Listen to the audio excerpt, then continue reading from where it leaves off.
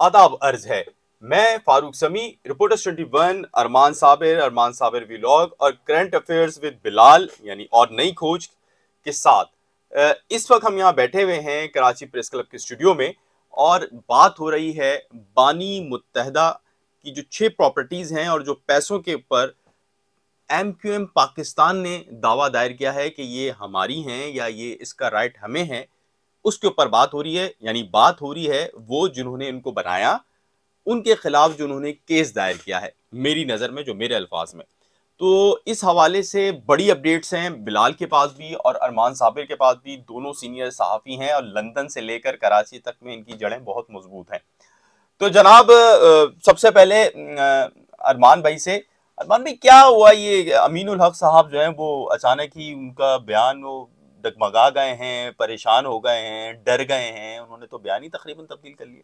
देखें, सबसे पहले तो मैं इस बात का आपका बहुत शुक्रिया अदा करूंगा कि आपने शुरू में बता दिया है कि ये कराची प्रेस क्लब का स्टूडियो है, वरना बिलाल के व्यूअर्स ये समझते हैं कि ये बिलाल का स्टूडियो है और हम उसमें जाके जो है मेरा कोई क्रेडिट ही नहीं है। अच्छा, मैं एक और भी चीज़ कह दूँ। हाँ, ये कह रहे हैं कि सबसे ज़्यादा मालूमात हमारे पास हैं। इनके नए बाबा जी आ गए, सब कुछ होस्ट भी आज ये इसलिए कर रहे हैं ताकि बच जाएं और कह रहे हैं कि इन्फॉर्मेशन नहीं है, जो जितनी इन्फॉर्मेशन इसके पास है। अब यार आप अभी छोड़ें, अभी आप बात बताएं अमीनुल हक साहब क्यों आगे। अच्छा, एक्चुअली मामला ये है फारूक के, सिर्फ अमीनुल हक की बात नहीं है, बात ये है कि सारे के सारे जो है वो डगमगा गए और अदालत में जाके कुछ कहते हैं और बाहर आने के बाद तो इनकी रवायत रही है डगमगाना है तीनों, और इसके बाद फिर बाहर आके जो है वो अल्ताफ भाई हो रहा है और अल्ताफ भाई कह के जो है वो जुबान नहीं थक रही है। तो ये बात जो है वो उनको पता है कि अल्ताफ भाई जब तक मतलब बानी वही हैं और अदालत में ये कहना है कि वो बानी नहीं थे या इस तरह की कोई बात करना, तो उनकी वो कहते हैं ना कहाँ पे टांग रही हैं, तो वो वाला मामला है। एक्चुअली अमीनुल हक साहब भी जो है वो एक्चुअली पिटीशन उन्होंने फाइल की थी, वो पिटिशनर हैं और पिटिशनर हैं तो उन्होंने 2000 अच्छा इसमें 2015 का आइन जो है वो भी उन्होंने उसकी कॉपी लगाई थी और इसके बाद फिर उन्होंने और अच्छा प्रिंटेड कॉपी थी, वो प्रिंटेड आइन की प्रिंटेड कॉपी थी, वो उन्होंने लगाई थी। उसके बाद फिर जो एक और कॉपी जमा कराई गई और वो जमा कराई पहली कॉपी प्रिंटेड, दूसरी कॉपी प्रिंटेड, तीसरी कॉपी जो है उन्होंने हाथ से लिखा हुआ एक आइन है जिसमें काटा पीटी भी हुई है। अच्छा जनाब, वो जमा हाथ से लिखा हुआ बिलाल साहब वाया ईमेल जो ऑफिशियली MQM यूज करती थी उनके तहत भी उन्होंने भेजी है। एक तरफ वो स्टेटमेंट ये कह रहे हैं कि वसीम अख्तर ने कहा वाया ईमेल भेजी, ईमेल भी भेजी, पहले स्टेटमेंट में ईमेल में, दूसरे में कहा कोरियर में भेजी। फारूक भाई मसला पता क्या है, बयान जब आप कोई दिल से काम नहीं करना चाह रहे हो ना और कोई कह दे कि यार काम ये करना है, हाँ, तो फिर ये नतीजा निकलता है। एग्जैक्टली मैं सही देखें लॉजिकली 22 अगस्त 2016 MQM बचानी है या लीडरशिप बचानी है। अभी इसमें नदीम नुसरत ने भी जो बात की है, राय इख्तलाफ हो सकता है कि डॉक्टर फारूक सत्तार ने MQM को बचा लिया। अब उसमें बाद में इंडक्शन बानी की हो सकती थी, नहीं हो सकती थी, क्या बन सकता था, ये एक अलग इशू था। ये वाला केस दिल से नहीं किया लेकिन बिलाल ये केस देखिए तो ये जिसने करवाया कौन सी MQM लीगल है। नहीं, एक और चीज भी है। लग ये रहा है कि 22 अगस्त 2016 के बाद फासले तो बढ़ गए, अलहदगी भी हो चुकी, बयानात भी एक दूसरे के खिलाफ हैं, लेकिन ज़मीनी ग्राउंड ऐसे हैं कि MQM पाकिस्तान की लीडरशिप बानी MQM के अगेंस्ट खुलकर ना बात कर सकती है, ना कोई केस के अंदर खड़ी हो सकती है। अब मैं बताऊं मैं क्यों कह रहा हूं कि MQM पाकिस्तान की लीडरशिप ये केस करने के हक में नहीं थी। अब जिसने करवाया आपको ही पता है, मतलब ये उबैद मतलब एक मिनट, ये लियाकताबाद के उबैद केटू से भी हल्के थे कि जरा सा, मतलब वो तो बेचारा जेल में भी वो बोल रहा था कि अमीनुल हक साहब से जब बोला ना उन्होंने कि आप ये बताइए कि आपने पहले जो कॉन्स्टिट्यूशन जमा कराया जो प्रिंटेड कॉपी है वो सही है, ये जो दूसरा जमा कराया है जो हाथ से जिसमें जो है वो क्रॉस भी किया हुआ उसको, वो वाला सही है। तो उन्होंने कहा नहीं, पहले जो हमने जमा कराया था ना वो आपका आइन सही नहीं है, वो बोगस है। तो बोगस ने कहा कि आप पिटिशनर हैं और आप बोगस आइन जमा करा रहे हैं। बरतानिया के मतलब आपके खिलाफ केस कर दें हम? हाँ, तो मतलब ये तो नहीं, यही बात हो गई। और इनको तो मिलियंस ऑफ पाउंड के जुर्माने होंगे भाई, आप क्या समझ रहे हैं? आप देखें बरतानिया ना, पाकिस्तान आप थोड़ी है, पाकिस्तान की अदालतें हो रही हैं। पिटीशन इतनी बड़ी फाइल की है, आप जहाँ डिसाइड करना चाह रहे हैं कि एमकेएम पाकिस्तान सही है या एमकेएम लंदन जो है वो लीगल है, वहां पर आप आइन उसका जो है वो बोगस जमा करा रहे हैं और आप एक्सेप्ट कर रहे हैं कि हाँ जी मैंने अदालत भी कंफ्यूज हो गई होगी चल क्या रहा है। ऐसा हुआ है। नहीं ऐसा हुआ है। देखिए मैं फिर उस तरफ फिर अदालत ने ये भी कहा कि आप तो पिटिशनर हैं, आपको नहीं मालूम था कि कौन सा आइन है। नहीं देखें उसमें क्या सिंपल सी चीज है। देखें बात सुने, जिसने कहा करो कर दिया, कौन था? हाँ, अब जाहिर है अब आप फारूक भाई हमसे पूछ रहे हैं कि से पूछा गया जब कि ये आपने जमा कराया, उन्होंने कहा नहीं मैंने किसी के कहने पे जमा कराया। और वो खालिद मकबूल सिद्दीकी साहब का उन्होंने नाम कहा ले रहे कौन हैं। है? कहने खालिद मकबूल तो खालिद मकबूल सिद्दीकी बोलेंगे। कोर्ट में सन्नाटा छा गया एकदम, ये क्या हुआ? खालिद मकबूल सिद्दीकी साहब का नाम कोर्ट की प्रोसीडिंग में किसी डॉक्यूमेंट में नहीं है कि उनकी हदायत पर या उनकी जानिब से किया गया। बेसिकली पिटिशनर अमीनुल हक साहब हैं। अमीनुल हक साहब का मौक़िफ़ आ गया कि जी उन्होंने ये नहीं किया। असल में प्रॉब्लम ये है, मैं फारूक भाई वही कह रहा हूँ, जब आप कोई काम दिल से नहीं कर रहे होते और कोई असाइनमेंट होता है, तो फिर जब आर्ग्यूमेंट्स होते हैं ना, जब आपकी गवाही आती है, फिर आपने फिसलना। अंकल मैंने नहीं किया, उन्होंने किया। अंकल मैंने नहीं किया, उन्होंने किया। देखें ये जो क्रॉस एग्जामिनेशन होती है ना, यही सब कुछ होता है फारूक भाई। हाँ, विटनेस इधर जा रहा है या उधर जा रहा है, गवाही के लिए खड़ा होना मसला नहीं है। गवाही देने के दौरान विटनेस इधर जा रहा है या उधर जा रहा है पता चल जाता है उसके वकील को भी और मुखालिफ वकील को भी, कोर्ट को भी। जी मेरे एक दोस्त हैं बहुत अच्छे हैं ना, अरमान भी उनको जानते हैं। जब ये केस शुरू हुआ ना तो मैंने उनसे, जब फारूक सत्तार की गवाही तो मैंने उनसे बोला ये फारूक सत्तार आज गवाही दे रहा है, वो होगा। वो बोला नहीं जाएगा नहीं, यहीं से होगा और सारी बातें उन्हें। उसके बाद उन्होंने बोला देखना यही सब क्लियर करेंगे। ये एग्जैक्टली मैं आपको एक और खबर दूं, एमक्यूएम लंदन की तरफ से। अब जाहिर है कि अगर एमक्यूएम पाकिस्तान ने अपना केस खुद कमजोर कर लिया, अब एमक्यूएम लंदन की तरफ से ये खबर भी है कि कुछ शोधा की फैमिली खड़ी हो जाएं और वो ये स्टेटमेंट दें कि जी एमक्यूएम लंदन ने उसको बाकायदा एआनत की है, उनकी मामनत की है माली तौर के ऊपर और इसकी रकम शामिल है, तो फिर आप क्या करेंगे? सही बात है।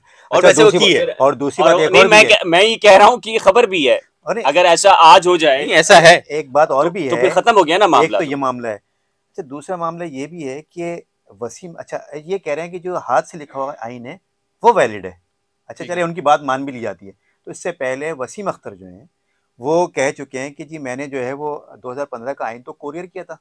पहले उन्होंने कहा डबल गेम है ना, पहले उन्होंने कहा कि ईमेल बता रहा हूँ, फारूक भाई ने कहा क्लियर कर रहे हैं। आगे तो सुने। इसके बाद अमीनुल्लाह साहब ने जो हाथ से जमा कराया, उससे उन्होंने जो वकील थे एमक्यूएम लंदन के, उनसे पूछा गया कि जी आप सीसी कमेटी के उस वक्त मेंबर थे, आपके सिग्नेचर हैं इस पे, आप पहचानते हैं अपने सिग्नेचर?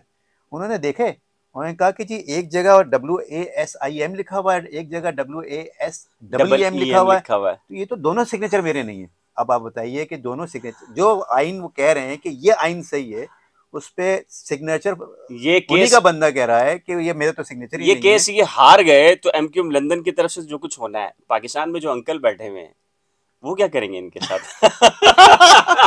मतलब जो है ना, दोनों तरफ से एक तरफ जो है वो खाइए और दूसरी तरफ मैंने अपने जो भी बहरहाल है, मैंने अपने एक व्लॉग में कह दिया था कि एमक्यूएम पाकिस्तान अगर हार गई तो मामला ही खत्म, वहां पर तो एमक्यूएम पाकिस्तान का जो है वो चैप्टर क्लोज होगा वहां। और अगर एमक्यूएम जीत गई तो ये जीत भी इनके गले पड़ेगी।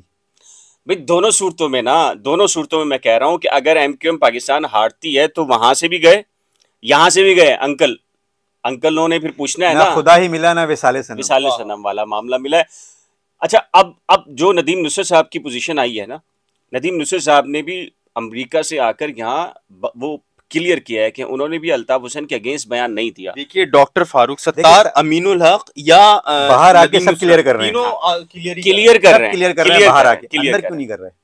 भाई फिर केस नहीं दाखिल करना चाहिए ना, आपको आना नहीं चाहिए था आपको। डॉक्टर फारूक सत्तार भी कह रहे हैं केस दाखिल नहीं करना चाहिए था। जी हाँ। फिर अगर अमीनुल हक साहब ने स्टैंड नहीं लेना था कि भाई मैं नहीं, वो खालिद मकबूल सिद्दीकी की हिदायत पर, तो फिर केस ही दाखिल। एक साहब थे, एक बहुत बड़े पुलिस अफसर थे, बड़े एक मिनट नहीं मेरे पास, मैं एक बात बताऊं, एक बड़े पुलिस अफसर थे जिनको लियारी एक्सप्रेस वे पे जो उड़ गए, नाम नहीं ले रहा, गैर मुनासिब है, उनकी फैमिली को तकलीफ होगी। तो उन्होंने एक बड़े के बंदे को पकड़ा जिनको बाद में हैंग किया गया। एमडी के इलेक्टिव पे। तो उनसे मैंने बोला यार ये बंदा इतना ताउन कर रहा है, आप इसके साथ क्यों नहीं कर रहे ताउन? मैंने कहा ज्यादती कर रहे हैं आप, दूसरों को सजा नहीं दे रही है, आपको पता है कभी कभार मेरे अंदर एक हो जाता है। मैंने वो ज्यादा शोर किया तो उन्होंने बोला तुम्हें पता नहीं है, सिर्फ टाइम ले रहा है। मैं बताऊं, मैं इसके पीछे एक लॉजिक बताऊं। आफाक भाई, आमिर खान, दो लोगों ने एमक्यूएम से बगावत की, अलहदा तंजीम बनाई, जिनके कहने पे बनाई, क्या वो अपने वादे पे खड़े रहे? नहीं खड़े रहे। क्या नतीजा निकला? क्या नतीजा निकला? यही नतीजा आपने एक्सरसाइज अब दोबारा गारंटीज दे के सैयद मुस्तफ़ा कमाल आए, सपोर्ट की। आपने 2018 के इलेक्शन में मुस्तफ़ा कमाल के साथ क्या किया पता है ना आपको? आपके मतलूबा नंबर से जवाब मौसूल नहीं हो रहा। अब जाहिर है कि पाकिस्तान के अंदर जो पॉलिटिकल हालात और जो फैसले हैं ना, वो इतनी तेजी के साथ बदलते हैं कि वो नवाज शरीफ जिसके ऊपर क्रॉस लगा दिया गया था कि इसकी पूरी फैमिली में से किसी को परमिशन नहीं होगी पॉलिटिक्स करने की, क्या हुआ? वापस आ रहे हैं ना। पाकिस्तान की सियासत में इतनी गैर यकीनी है अरमान भाई, उसमें ये बहुत ज्यादा तगय्युर पजीरी भी बहुत है। यही वजह है। देखें ना, आप ये देखें ना कि आज मोनी सिलाई कह रहे हैं कि हमें तो कहा गया था कि पीटीआई के साथ जाके खड़ो। भाई मैं यही कह रहा हूं, देखें ये एमक्यूएम पाकिस्तान की ये लीडरशिप जो आज कोर्ट में जाकर बयानात दिए हैं और उन्होंने तजाद पैदा कर दिया, क्यों? एक हिस्ट्री है ना पाकिस्तान की सियासत की कि यार पाकिस्तान में कुछ भी हो सकता है। यही नवाज शरीफ जो 2/3 मेजॉरिटी फिर निकाल दिया, बाप के जनाजे में नहीं, बीवी के जनाजे में नहीं, उसको दोबारा हुकूमत में लेकर आ रहे हैं। ये बताएं कि होगा क्या? भाई सिंपल सी बात है, सिंपल सी बात है। ये तजाद मैंने कहा था सबसे पहले डिसाइड होना है कि आइन एमक्यूएम का कौन सा है। खुद तजाद पैदा कर दिया एमक्यूएम पाकिस्तान की लीडरशिप ने कि उसमें तजाद आ गया उनकी स्टेटमेंट के अंदर। ठीक है, ये मामला क्लियर हो गया।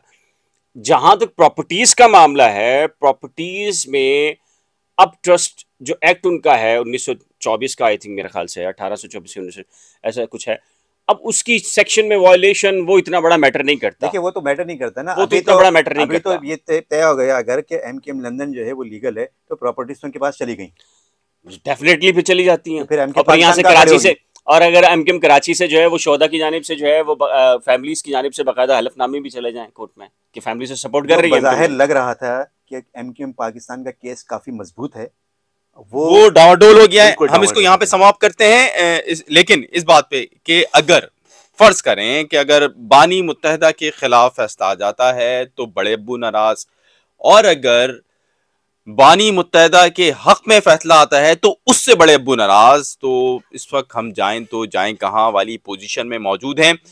जनाब, जो लोगों ने इस वक्त चीज़ें की हैं उनमें जो नाम हैं वो इससे पहले भी माफ़ी मांग चुके हैं, उनके लिए माफ़ी मांगना नया नहीं, वो दोबारा माफ़ी मांग लेंगे, दोबारा आ सकते हैं अगर उनको माफ़ी मिल गई तो।